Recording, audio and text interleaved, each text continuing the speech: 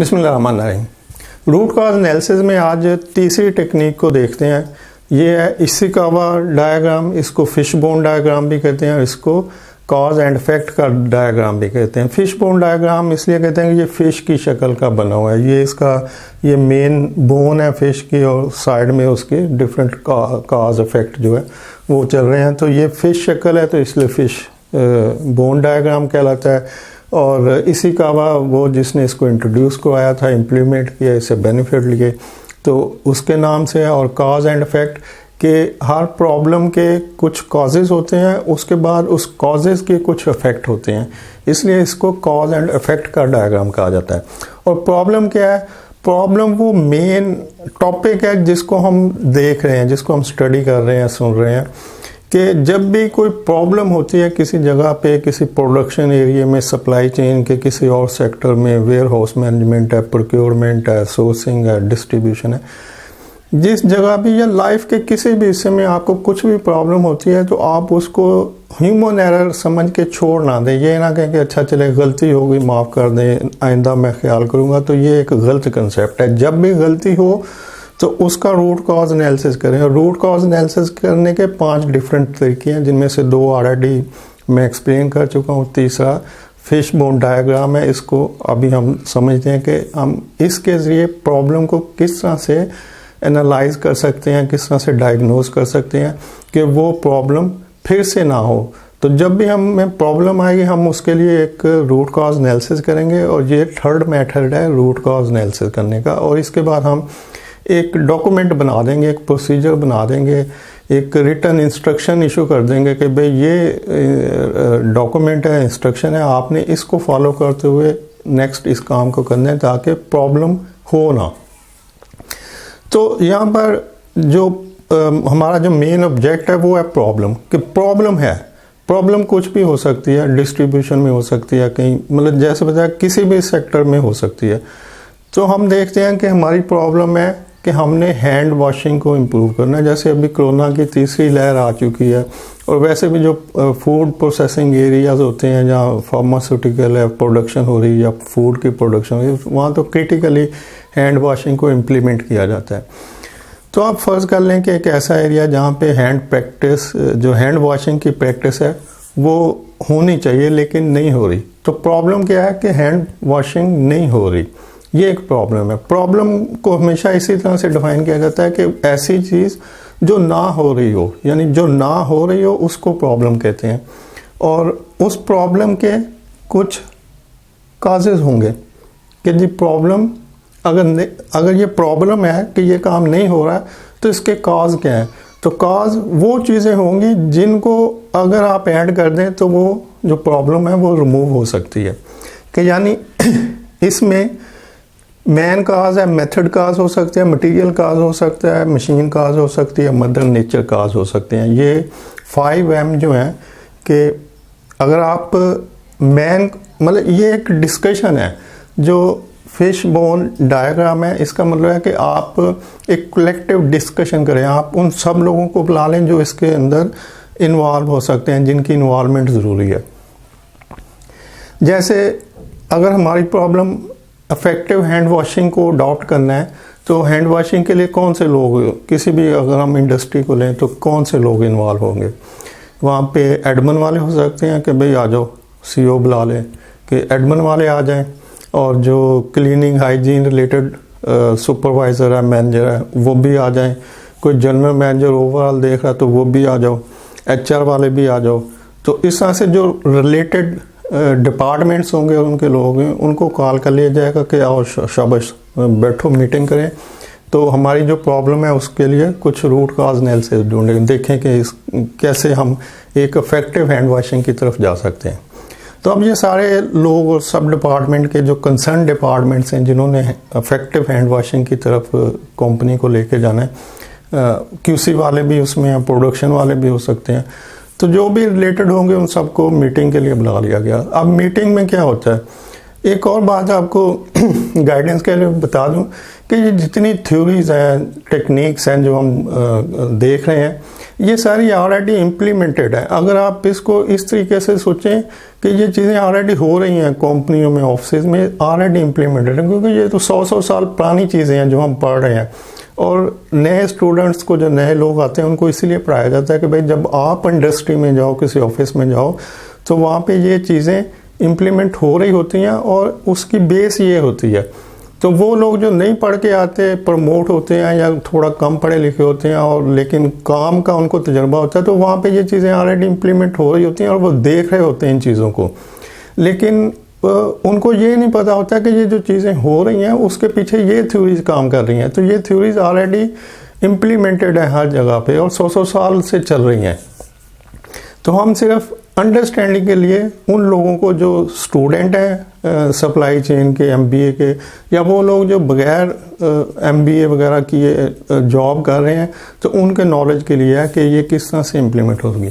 तो मीटिंग्स हर कंपनी में होती हैं। जब भी कोई प्रॉब्लम आती है तो जो भी अथॉरिटी होगी, जनरल मैनेजर होगा, डायरेक्टर, CEO, मालिक, कोई भी बैठा है, जो भी मैनेजमेंट हाई लेवल पे बैठा है, तो वो सबको बुला लेगा, जो भी कंसर्न लोग होंगे। चलो शाबाश, आओ भाई, ये क्यों हो रहा है, तो इसके लिए बैठो, कुछ ब्रेनस्टॉर्मिंग करो। तो ये ब्रेनस्टॉर्मिंग है कि जो भी कॉम्पिटेंट अथॉरिटी होगी टॉप के ऊपर, उसने सब रिलेटेड लोगों को बैठा लिया, मीटिंग शुरू हो गई। हाँ भाई, हैंड वॉशिंग किस तरह से हो सकती है, तो अब हर बंदा अपनी अपनी इनपुट देगा। वो बताएगा कि जी जो इफेक्टिव हैंड वॉशिंग जो अभी नहीं हो रही, देखें प्रॉब्लम यही है कि अभी नहीं हो रही, तो हमने इसको अडॉप्ट करना है, हमने इसको आगे लेके जाना, हमने इफेक्टिव हैंड वॉशिंग की तरफ जाना। तो चलो शुरू, बताओ भाई क्या हो सकता है। तो एक बंदा कहेगा कि सर इसमें जो मैन मैनेजमेंट है ना, उसकी ज़रूरत है, क्योंकि अगर लोग ऐड होंगे तो हम एक बेहतर इफेक्टिव हैंड वॉशिंग की तरफ जा सकते हैं।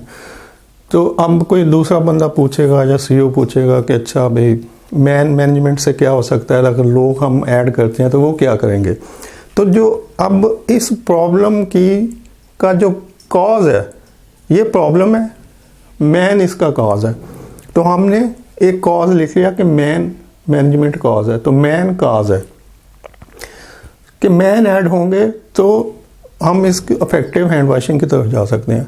तो अब जो मैन कॉज है, इस कॉज का इफेक्ट क्या होगा।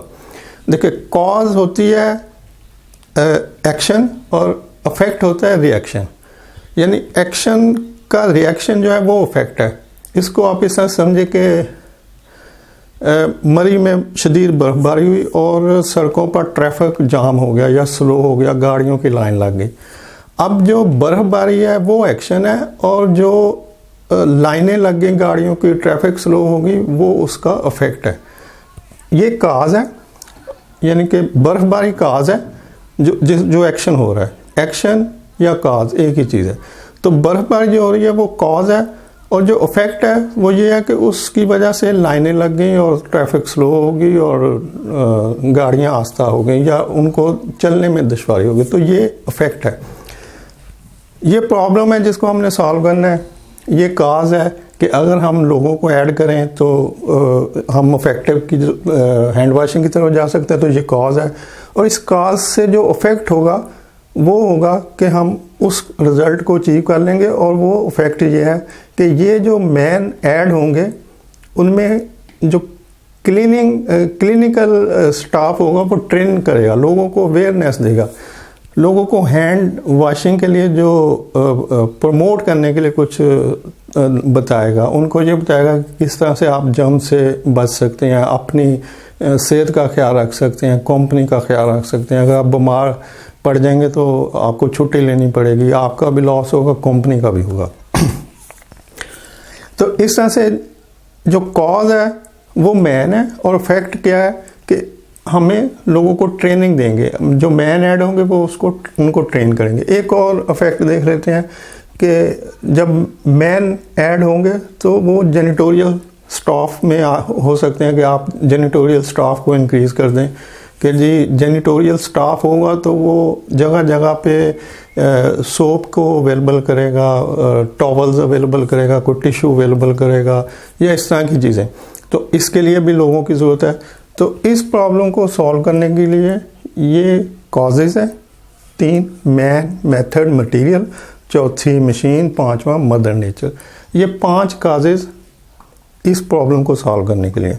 और इन 5 काजेज की आगे इनका जो फैक्ट है वो ये है कि अगर मैन ऐड होंगे तो वो मैन एक तो ट्रेन करेंगे, लोगों को अवेयरनेस देंगे हैंड वॉशिंग की।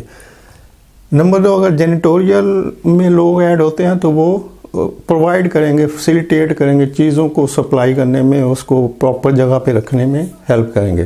तो इस तरह से हमारी वो प्रॉब्लम सॉल्व हो सकती है। नेक्स्ट काज को देखते हैं। एक और बंदे ने कहा कि जी मेथड हमारा मसला है। यानी मेथड क्या है कि हमारे पास प्रोसीजर कोई नहीं है, हमारे पास कोई रिटन कुछ SOP नहीं है, कोई मैनुअल नहीं है, तो हम लोगों को किस तरह से गाइड करेंगे, क्या समझाएंगे, हमें कोई प्रोसीजर बनाना चाहिए। तो ये मेथड है, मेथड में प्रोसीजर आ गया। तो सीएम ने कहा हाँ बिल्कुल मेथड तो होना चाहिए, तो कुछ प्रोसीजर बनने चाहिए।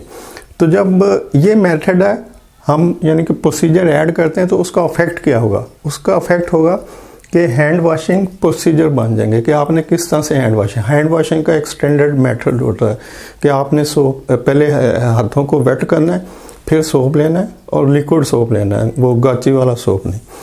तो लिक्विड सोप लेना है, फिर आपने उसको ऐसे करना है, फिर ऐसे करना है, फिर ऐसे करना है, फिर ये यहाँ से, फिर यहाँ से, और फिर ये उंगलियों को यहाँ से ऐसे ऐसे, और फिर यहाँ आप जो रेस्ट है आपकी हैंड रेस्ट, इसको करते हुए, तो अब ये आपकी हैंड वॉशिंग कंप्लीट होगी। अब आपने इसको पानी से वॉश करना है। तो ये एक कंप्लीट प्रोसेस है हैंड वॉशिंग का। तो अब ये जो प्रोसेस है हैंड वॉशिंग का, ये अवेलेबल होगा तो ही लोग इफेक्टिव हैंड वॉशिंग के रिजल्ट को वो कंपनी अचीव कर सकेगी। तो मेथड क्या है कि हमने प्रोसीजर को, रिटन प्रोसीजर को ऐड करना है, इसको मेथड कहते हैं। और ये कॉज है, इस प्रॉब्लम की कॉज है कि मेथड नहीं है, तो मेथड ऐड कर लें। और इस मेथड के ऐड करने से जो इफेक्ट होगा वो होगा कि हैंड वॉशिंग प्रोसीजर कंपनी को मिल जाएंगे, एक रिटन प्रोसीजर मिल जाएगा।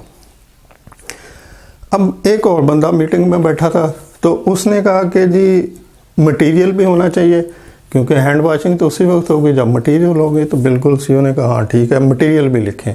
तो एक और काज ऐड होगी कि मटेरियल अवेलेबल होना चाहिए। तो अब मटेरियल का क्या इफेक्ट होगा? मटेरियल का इफेक्ट होगा कि सोप अवेलेबल होगा, सोप की जगह दूसरा टिश्यू अवेलेबल होंगे, ये और चीज़ें जो भी हैंड वॉशिंग के लिए चाहिए तो वो चीज़ें अवेलेबल होंगी। तो ये काज है इस प्रॉब्लम का, ये काज है, ये इफेक्ट है कि प्रॉब्लम है कि हैंड वॉशिंग नहीं हो रही, और काज है कि मटेरियल नहीं है। और मटेरियल ऐड करते हैं तो इसका मतलब कि इफेक्ट उसका क्या होगा कि वहाँ पे सोप भी अवेलेबल होगा, वहाँ पे टिश्यू भी अवेलेबल होंगे, और वहाँ पे हैंड वॉशिंग की और चीज़ें भी अवेलेबल होंगी। इसको मैं कंटिन्यू करूँगा नेक्स्ट वीडियो में। टिल देन थैंक यू, अल्लाह हाफिज़।